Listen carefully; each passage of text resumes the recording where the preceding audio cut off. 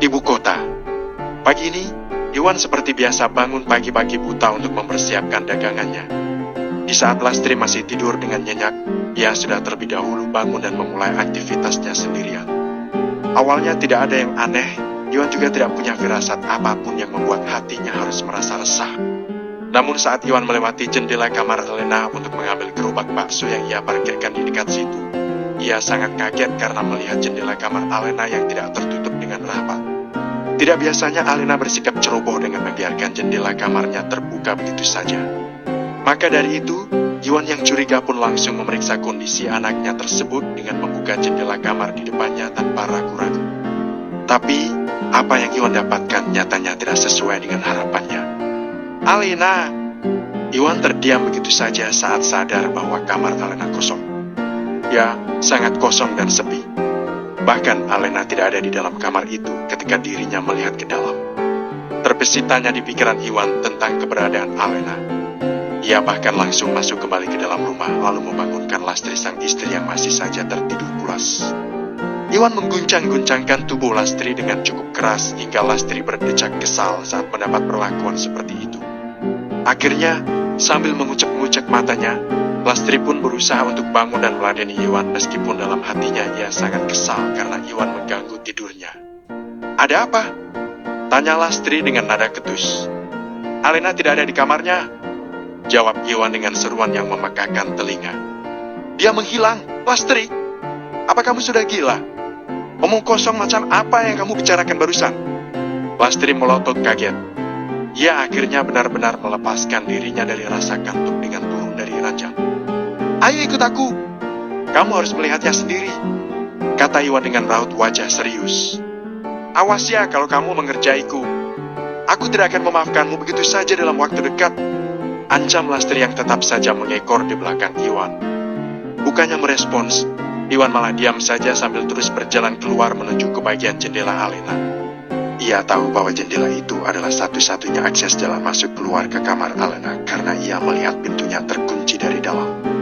Setelah sampai di depan jendela kamar Alena, Iwan langsung masuk ke dalam kamar Alena bersama dengan Lastri lewat jendela tersebut. Saat melihat bukti yang ada, barulah Lastri percaya pada ucapan Iwan bahwa Alena memang menghilang. Wajah Lastri yang awalnya hanya biasa saja kini berubah menjadi pucat dan panik.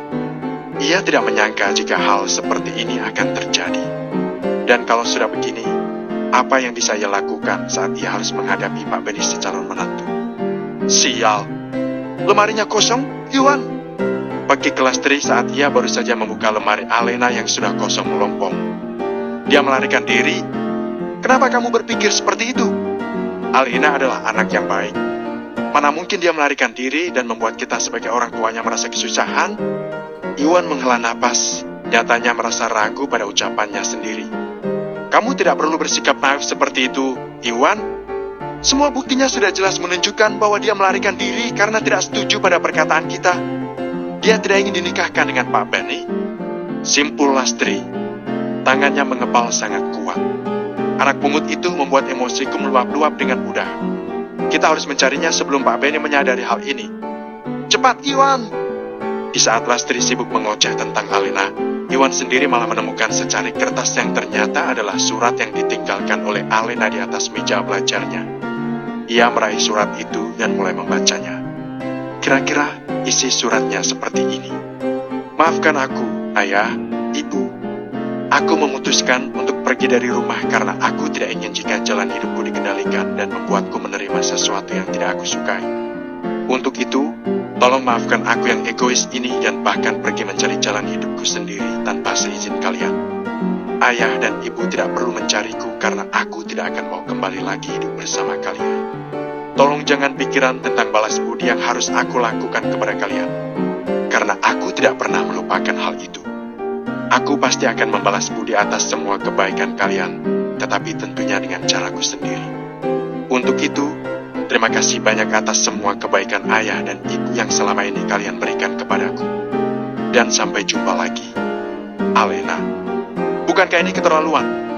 Teriak Lastri yang baru saja membaca surat dari Alena. Bagaimana bisa dia melarikan diri seperti anak yang tidak tahu malu? Jika saja kita tidak mengangkatnya menjadi anak kita, pasti kita tidak akan. Berhenti merengek, Lastri. Sebaiknya kita minta bantuan Pak Kades dan para warga sekitar untuk mencari keberadaan Alena. Mungkin saja dia belum pergi jauh. Iwan menatap Lastri dengan tatapan dingin. Tidak, kita tidak boleh meminta bantuan Pak Kades maupun para warga untuk mencari Alena, ucap Lastri secepat kilat. Kalau Pak Benny sampai tahu bahwa Alena menghilang, beliau pasti tidak akan tinggal diam. Kita sendiri yang akan kena getahnya. Akhirnya Iwan tak punya pilihan lain selain mengikuti ucapan Lastri yang terdengar masuk akal di telinganya. Di saat Lastri dan Iwan disibukkan dengan hilangnya Alena, sekarang Alena sendiri akhirnya sampai di kota tempat tujuan mobil pick-up yang ia naiki. Setiap malam menjelang subuh mobil tersebut pasti akan mengirimkan sayuran segar dari desa mereka ke pasar yang ada di kota. Maka dari itu, Alena bisa mendapatkan tumpangan dengan mudah dan murah karena mobil tersebut selalu melewati desa mereka. Suami istri pemilik mobil pick-up yang Alena tumpangi sangat baik. Mereka berdua bahkan mengantarkan Alena ke terminal bus secara gratis setelah Alena diminta untuk membantu mereka menurunkan seluruh muatan di mobil pick-up mereka saat tiba di pasar. Hanya dengan kejadian seperti ini saja Alena jadi makin sadar bahwa orang baik itu masih ada di sekitarnya. Oleh karena bantuan mereka berdua si suami istri pemilik mobil pick-up, sekarang Alena jadi bisa menghela napas lega saat sudah berada di dalam bus menuju ibu kota. Semoga kali ini perjalananku menuju ibu kota bisa berjalan dengan lancar, batin Alena. Tidak ada kejadian istimewa yang dialami oleh Alena saat dirinya berada di dalam bus tersebut. Malahan, ia hanya menghabiskan waktunya dengan tidur atau sekadar menikmati pemandangan kota yang belum pernah ia lihat sebelumnya. Berbeda dengan desanya yang sejauh mata memandang hanyalah pepohonan dan rumah-rumah sederhana, ternyata kota adalah tempat yang lebih menakjubkan. Pasti ibu kota lebih menakjubkan dari kota ini, pikir Alena dengan senyuman tipis. Akhirnya setelah perjalanan panjang yang membutuhkan waktu sekitar kurang lebih 2,5 jam, bus yang dinaiki oleh Alena tiba di ibu kota tempat tujuannya mencari peruntungan. Alena turun dari bus tersebut dan memeluk tasnya erat-erat karena takut dicopet oleh orang-orang jahat yang biasanya berjaga mencari mangsa di terminal bus. Seperti itulah yang dikatakan oleh si suami istri pemilik mobil pick-up. Dengan cepat ia menyusuri jalanan ibu kota dan bertanya pada penjaga warteg yang ia singgah untuk makan siang tentang indekos murah untuk ditinggali olehnya. Untungnya ibu penjaga warteg tersebut mengetahui informasi tentang hal tersebut dan berbaik hati memberikan alamat indekos murah untuk Alena karena ia tinggal di daerah yang sama dengan tempat indekos tersebut. Terima kasih banyak, Bu, ucap Alena sambil menunduk hormat kepada ibu penjaga warteg tersebut di saat dirinya hendak pergi karena sudah selesai makan. Sama-sama, Nak. Hati-hati di jalan, ya. Si ibu penjaga warteg tersenyum kalem ke arah Alena. Alena mengangguk. Iya, Bu, saya pamit dulu. Setelah berpisah dengan ibu penjaga warteg yang tadi, Alena pun melanjutkan perjalanannya menuju ke indekos yang menjadi tempat tujuan ia selanjutnya. Ternyata tempat itu tidaklah sulit untuk ditemukan. Alena hanya perlu naik angkot sekitar 15 menit. Lalu masuk ke gang yang agak kecil di samping supermarket. Dan indekos tersebut pun langsung kelihatan oleh Alena. Itu adalah indekos khusus perempuan. Bangunannya 2 lantai dengan dinding bercat putih. Dan lingkungannya juga bersih. Alena sangat beruntung karena ternyata masih ada kamar kosong yang bisa ia tempati. Kamarnya memang agak kecil, tetapi ini memang sesuai dengan harga yang aku berikan. Aku sudah menyiapkan 1 lemari dan kasur yang cukup nyaman di kamar ini. Kamar mandi dan dapurnya ada di luar, dan itu untuk dipakai bersama-sama. Kamu juga bisa memakainya selama kamu tinggal di sini. Jelas si pemilik indekos yang diketahui Alena bernama Asih itu. Apa kamu ingin mengambil kamar ini? Iya, Bu, saya ingin langsung mengambil kamar ini, sahut Alena setelah memperhatikan kamar tersebut. Baiklah, ini kuncinya, kata Asih. Ia memberikan kunci kamar tersebut kepada Alena. Kamu bisa membayar uang mukanya terlebih dahulu untuk jaminan. Dan sisanya bisa kamu bayar akhir bulan nanti. Baik, kata Alena seraya mengeluarkan beberapa lembar uang 50 ribuan yang langsung saja disodorkan olehnya kepada Asih. Ini, Bu. Bagus, bagus.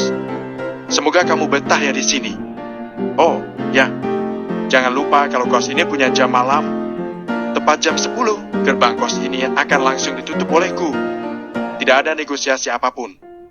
Jika pulang lewat dari jam 10 malam, itu artinya kamu harus tidur di luar, ujar Asih. Saya mengerti. Terima kasih, Bu. Asih hanya mengangguk. dan meninggalkan Alena sendiri di kamar yang akan menjadi tempat tinggal sementaranya selama ia berada di ibu kota. Buru-buru Alena mengunci diri di dalam kamarnya itu, lalu mulai mengeluarkan barang-barang dan pakaiannya untuk dimasukkan ke lemari dari dalam tas cincin miliknya. Ia harus bisa bergerak dengan cepat jika mau bertahan hidup sendirian di tempat yang baru pertama kali ia datangi ini.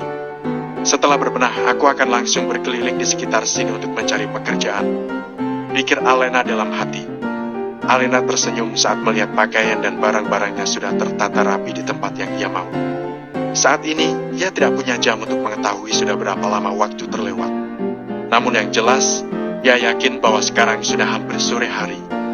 Ini saatnya bagi Alena untuk keluar sebentar dan mengenal lingkungan tempat ia tinggal sambil mencari tempat yang membuka lowongan pekerjaan. Sepertinya aku harus mulai berjalan kaki, gumam Alena sambil mencari-cari pakaian yang cocok untuk ia pakai. Alena pun memutuskan untuk memakai kemeja putih polos yang dipadukan celana jeans hitam dan sepatu kets putih miliknya yang menjadi satu-satunya sepatu yang ia miliki sekarang. Bagi Alena, itu sudah lebih dari cukup.